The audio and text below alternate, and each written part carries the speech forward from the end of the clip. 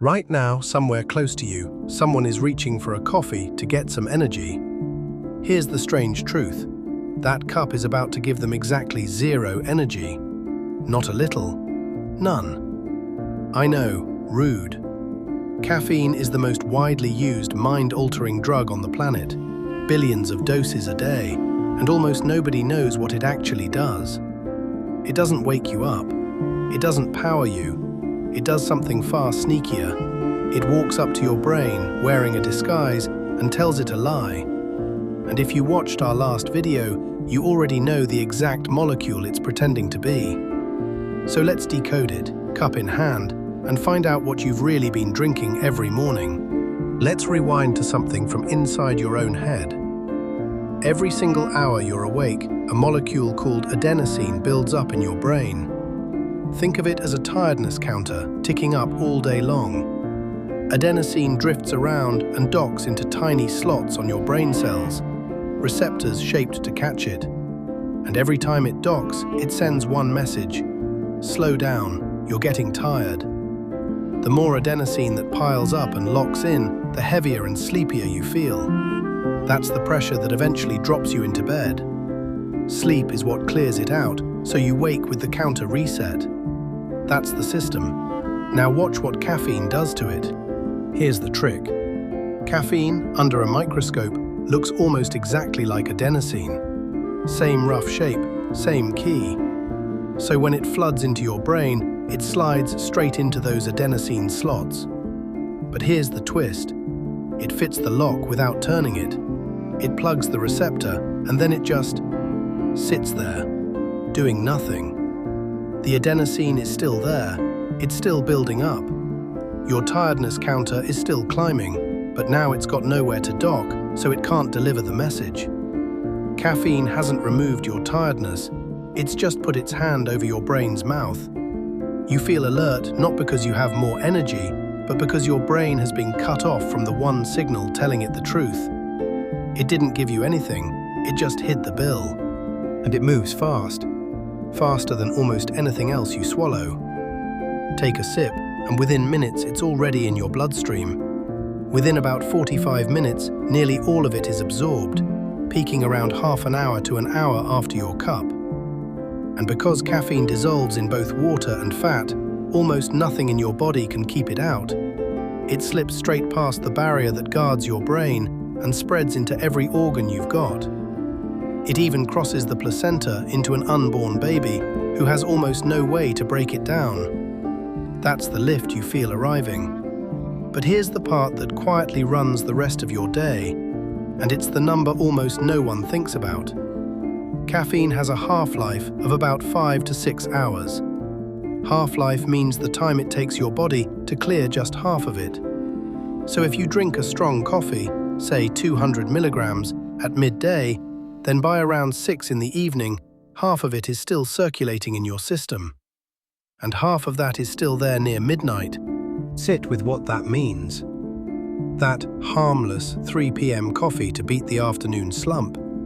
A big chunk of it is still in your brain at bedtime, still jammed into those receptors, still quietly blocking the tiredness signal, right when you're trying to use it. And this is the sneaky part. You might fall asleep just fine. But research found that a dose taken 6 hours before bed measurably cut people's total sleep, even when they didn't notice it. Caffeine doesn't just delay sleep, it can shallow it out, stealing from the deep, restorative sleep we watched your brain depend on last time. So the coffee that rescued your afternoon can quietly sabotage the very night that would have fixed the tiredness in the first place. It's a loop, and caffeine is standing right in the middle of it. And blocking your tiredness signal isn't even the only way caffeine reaches into your sleep. Deep in your brain sits a master clock that decides when you feel awake and when you feel sleepy, and it keeps time using a hormone called melatonin that rises in the evening to wind you down. Here's the unsettling part. Caffeine can move the hands of that clock.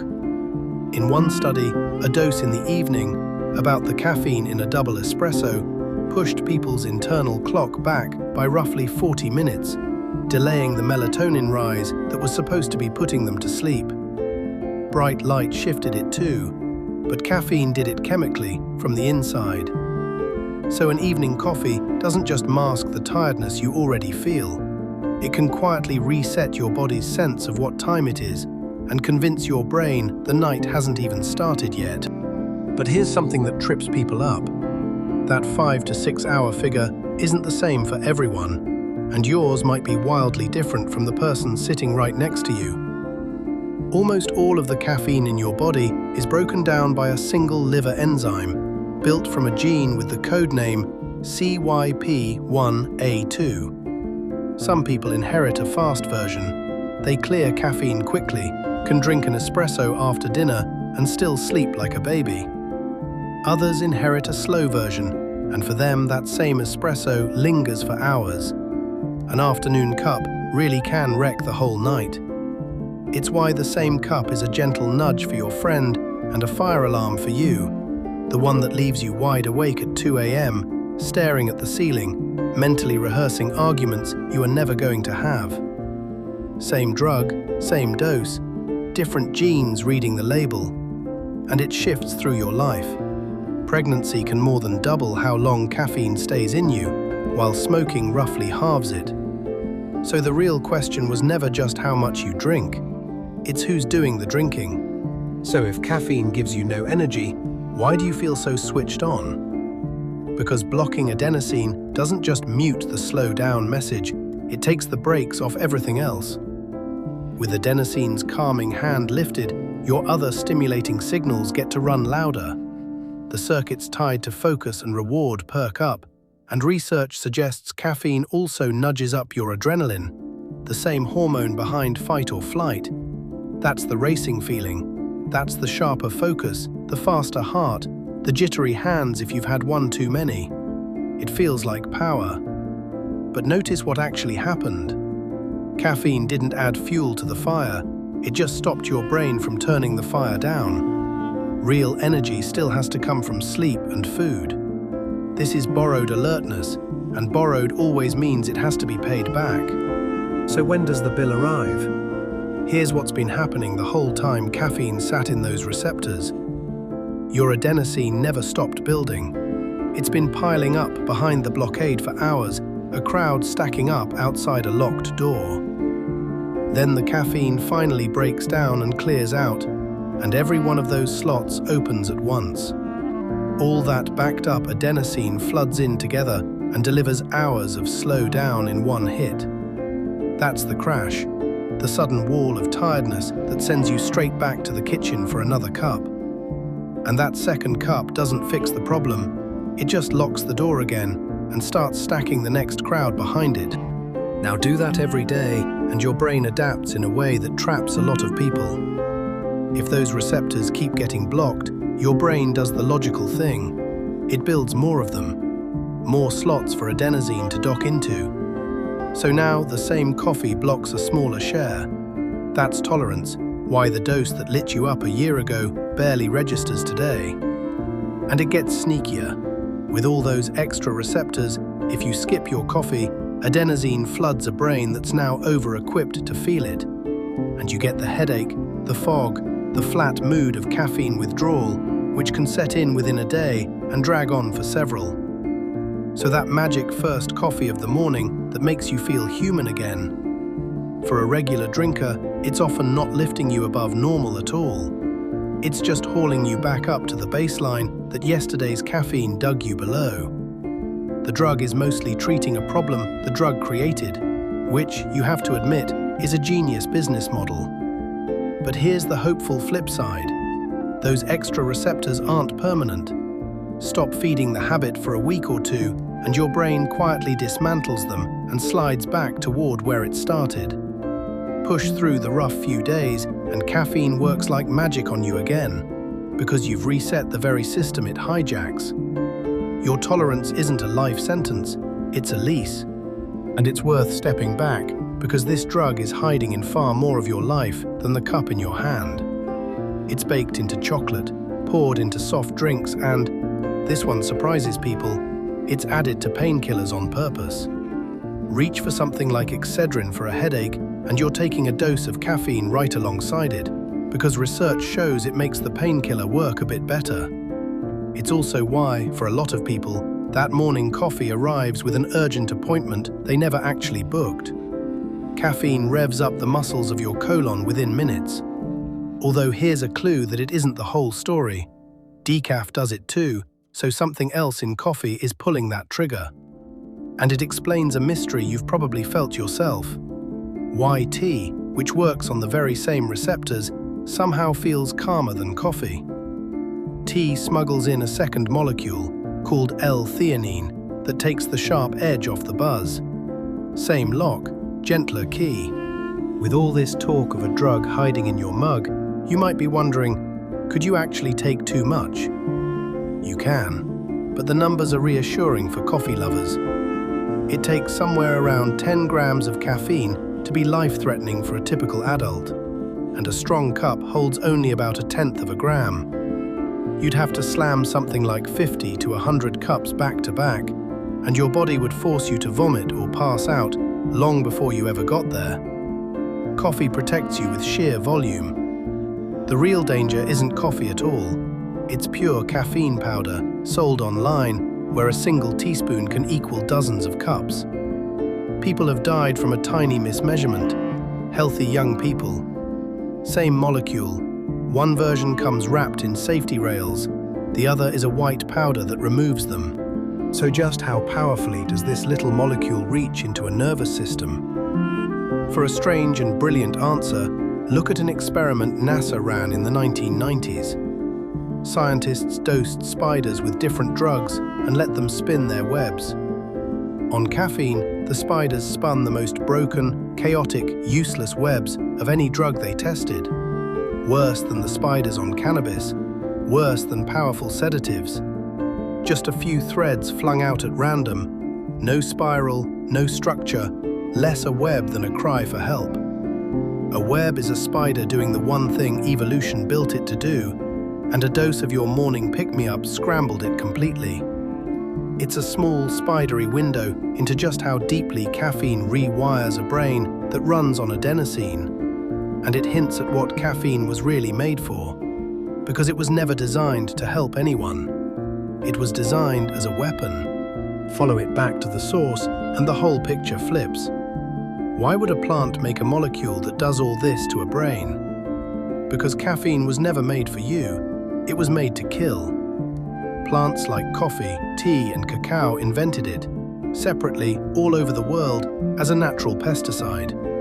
In high enough doses, it paralyzes and kills the insects trying to eat them. But evolution stumbled onto something far more cunning. Those same plants lace the nectar in their flowers with a tiny hit of caffeine, and scientists found that dose sharpens a honeybee's memory, so the bee remembers that exact flower and keeps coming back, like a regular to a cafe. Sound familiar? Caffeine has been quietly manipulating brains for millions of years, drugging insects into loyalty long before it ever met a human. Your morning coffee isn't really your habit. You're just the latest brain it's learned to work. And the story of how we humans fell under its spell is wilder than any legend, though it does begin with one. As the legend goes, a goat herd in ancient Ethiopia named Kaldi noticed his goats had been eating the bright red cherries of a certain bush and were suddenly practically dancing, far too wired to sleep. He tried the cherries himself, and coffee was born. From there it spread, and nearly everywhere it went, the people in charge panicked. Coffee was banned in Mecca in 1511, blamed for stirring up dangerous ideas. In England, the king tried to shut every coffee house down. And in Sweden, King Gustav III was so certain coffee was a slow poison that he ran an experiment. He ordered a condemned prisoner to drink coffee every day for life and another to drink tea, and waited to see who died first. The story goes that the two doctors overseeing the study died first. Then the king himself was assassinated. The coffee drinker? He outlived every single one of them. The great experiment to prove coffee was deadly proved exactly one thing: never bet against coffee. But here's what those rulers were really afraid of. The coffee houses spreading across Europe became known as penny universities, because for the price of a single cup, anyone could walk in and argue science, politics, and philosophy with strangers, clear-headed and stone-cold sober, in a Europe that until then had run on beer and wine from breakfast onward. Historians tie that caffeinated hum of sharp conversation to the Enlightenment itself, and it went further than ideas. The insurance giant Lloyd's of London began life as a coffee house. So did the London Stock Exchange. Deals, newspapers, whole institutions were brewed over cups of this stuff. Even the first webcam ever built, back in 1991, was created for one reason: so a group of Cambridge researchers could check whether the office coffee pot was full without getting up from their desks. The first webcam in history, invented by people too caffeinated to walk down the hall and too tired to risk the trip for nothing. And maybe the strangest thing of all, humans on nearly every continent, with no contact between them, each independently found their own caffeine plant. Coffee in Africa, tea in Asia, cacao and yerba mate in the Americas, cola, guarana. It's as if our whole species kept reaching for the same molecule over and over without ever being told to. So, this is the part where you'd expect me to tell you to quit. I'm not going to. Because caffeine isn't a villain, it's just badly misunderstood. Used well, it genuinely works. It sharpens alertness and reaction time. It's one of the few things reliably shown to boost physical endurance, and it even appears to help cement memories. In one study, a dose taken after learning improved what people could recall a day later. Habitual coffee drinking is even linked, in large studies, to lower rates of several diseases. The point was never, caffeine is bad.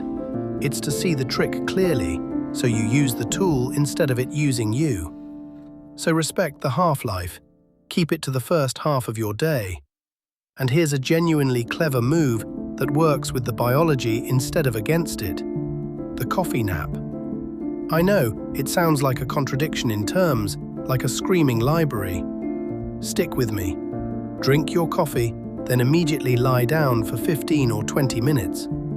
Light sleep starts clearing your adenosine while you doze, and you wake up right as the caffeine arrives to find fewer receptors left to fight over, a sharper lift than coffee or a nap alone. And while we're killing myths, no, your coffee isn't dehydrating you. At normal amounts, the fluid more than covers its mild diuretic nudge, and regular drinkers barely feel that anyway. Just don't chase the crash with more, and know that on the days you're truly exhausted, no cup is adding energy, it's only borrowing tomorrow's. Caffeine isn't a gift, it's a loan, and now you know the interest rate. So the next time someone says they need coffee for energy, you'll know the beautiful lie hiding in that sentence.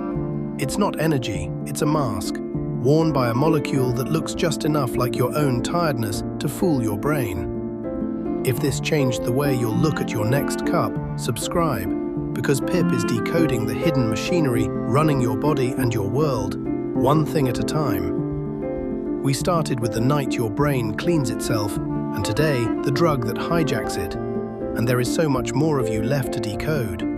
So tell me in the comments, what's happening inside you or around you that you want us to uncover next? Hit subscribe so you don't miss it. And maybe, just maybe, make that last coffee